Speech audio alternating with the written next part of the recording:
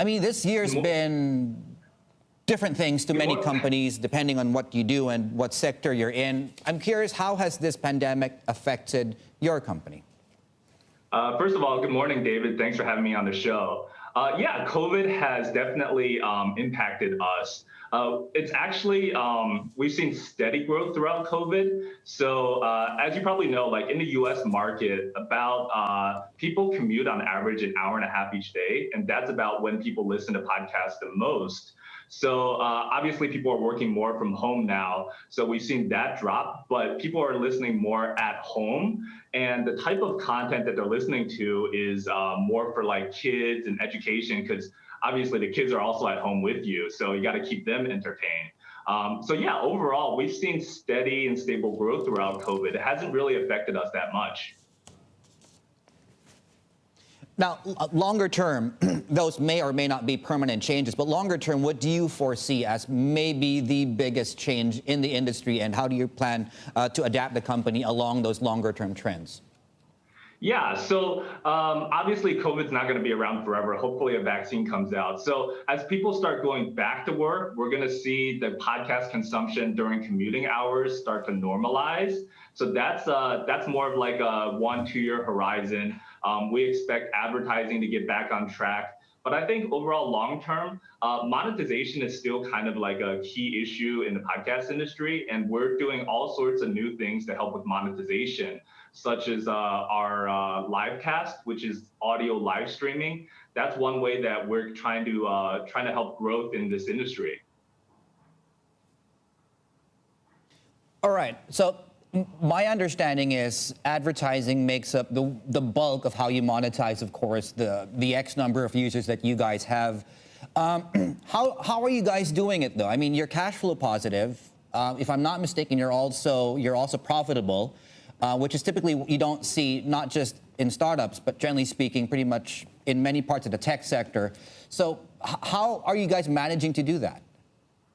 Yeah, that's a great question. So we originally had very little advertisements within the podcast app. And the reason we kept it low was because we thought it would affect user retention. However, we started ramping up our advertisements slowly on the app, and we found that user retention didn't drop off as much as we expected. So back in 2018, our revenues were about 2 million.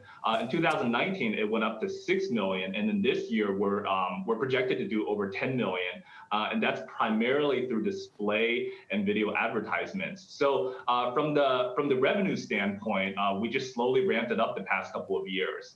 And then on the flip side, on the cost side, we operate both in the US and China. Those are our primary locations. Management travels between the US and China, but all of our engineering team and developers are based in China, similar to how Zoom operates. And so that actually lowers our costs significantly.